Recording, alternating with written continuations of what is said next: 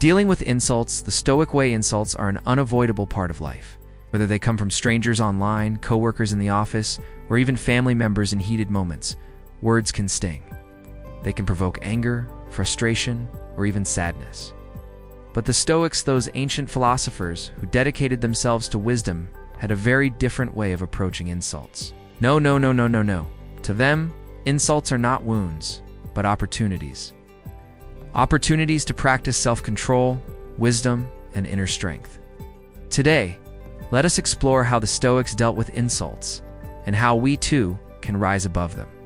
Epictetus, one of the greatest Stoic teachers, once said, "If someone speaks badly of you, remember that he acts or speaks from his impression of things. That impression may be wrong, but what is it to you?" What he meant is simple. When someone insults you, they are not describing you. They are only revealing their own perception, their own judgment, their own weakness. If someone calls you foolish, it does not make you foolish. If someone labels you lazy, it does not make you lazy. Their words do not define you. They only reflect their mind. In this way, insults lose their power, because they are no longer about you, they are about the one who throws them. Marcus Aurelius, the Roman emperor and philosopher, also gave us profound advice. In his meditations, he reminded himself, when another blames you or hates you, or people voice similar criticisms, go to their souls. Penetrate inside and see what sort of people they are. You will realize that there is no need to be racked with anxiety that they should hold any particular opinion about you. Marcus teaches us that when we face insults, instead of reacting with anger, we should look deeper. Who is this person? What is driving them to speak this way? Often, insults are born out of envy, ignorance, or frustration. By seeing their humanity, we begin to feel compassion rather than anger. The Stoics also taught us that no insult can truly harm us unless we allow it to. Seneca wrote, "An insult is only as damaging as the one who receives it allows it to be." Imagine someone calls you a coward. If you know in your heart that you have faced your fears with courage, then their words mean nothing. It is like throwing a spear at a wall. It bounces off without effect. But if there is insecurity inside you, if you secretly doubt your courage, then the insult finds a place to land. The true work then is not in silencing the world, but in strengthening our own character. When we know who we are, insults become powerless. Another important Stoic practice is to pause before reacting. When we are insulted, our natural instinct is to snap back, to defend ourselves, or to insult in return. But Epictetus taught that freedom comes from mastering our impulses.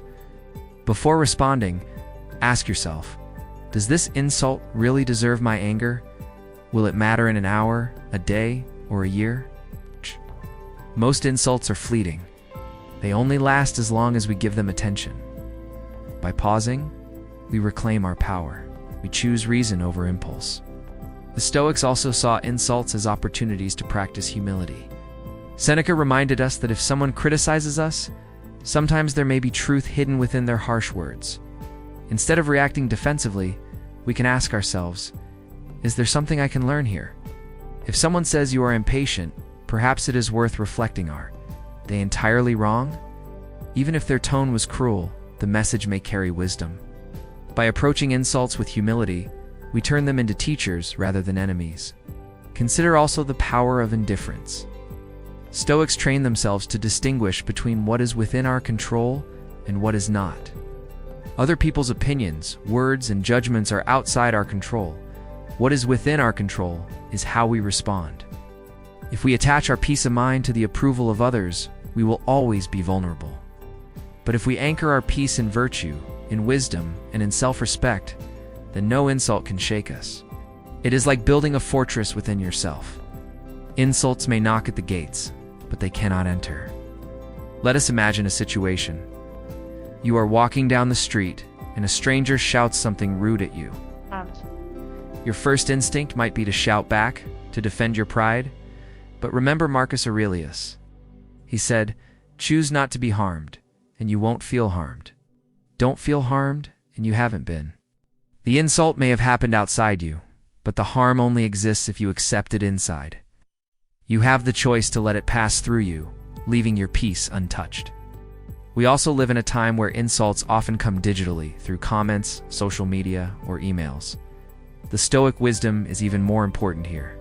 Behind the screen, people often say things they would never dare to say face to face.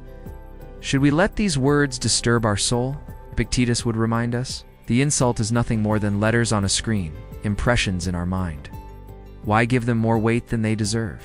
The insult fades the moment we decide not to dwell on it. Another practice the Stoics recommend is to see insults as tests of character. Each time someone insults you, it is a chance to practice patience, kindness, and self-control. Imagine someone mocks you in front of others. Instead of retaliating, you smile calmly and continue. This not only protects your peace, but it also reveals your strength. Others may admire your composure, and your silence speaks louder than any angry response ever could. As Seneca said, the best revenge is not to be like your enemy. Of course, practicing the Stoic way is not easy.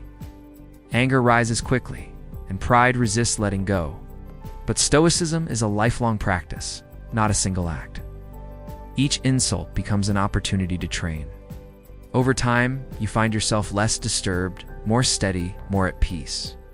The words of others no longer rule you. You rule yourself. In the end, dealing with insults, the Stoic way is about freedom. Freedom from the chains of anger, pride, and insecurity. Freedom to choose peace over conflict, wisdom over impulse, compassion over hatred. As Marcus Aurelius wrote, you have power over your mind, not outside events. Realize this, and you will find strength. Insults are outside events. They cannot touch your true self unless you let them. Guard your mind, and you guard your peace. So the next time someone insults you, pause, breathe, and remember the Stoics. Their words are not about you, they are about them. Their anger is not your burden, it is theirs. And your dignity, your character, and your peace remain fully in your control. That is the Stoic way.